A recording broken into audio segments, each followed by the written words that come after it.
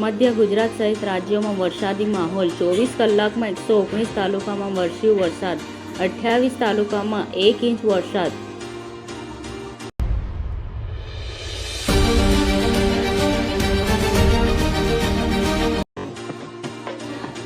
નર્મદા ડેમની જળ સપાટીમાં સતત વધારો, ડેમનું જળ સ્તર વધીને 133.82 તક પહોંચ્યું।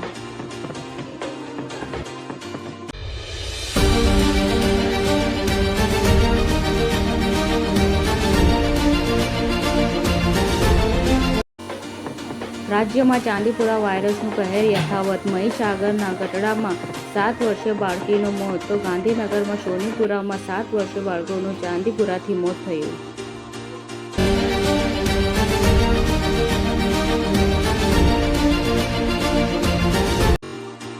અમદાવાદમાં સિલજની આનંદ નિકેતન સ્કૂલમાં બાળકનું ભોજનમાંથી કાચનું ટુકડું નીકળતા વાલીઓએ કર્યું હોબાળો, શિક્ષકોએ વાલીઓ સાથે ક્રૂરતાપૂર્વક વર્તન કર્યું। સમાચાર ટુડે ન્યૂઝ ચેનલની ટીમ અને જે સત્ય છે તે જ બતાવશે।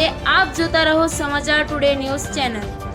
ગુજરાતની ધરતીનું ગુજરાતીઓ માટે જ એટલે કે સમાચાર ટુડે ન્યૂઝ।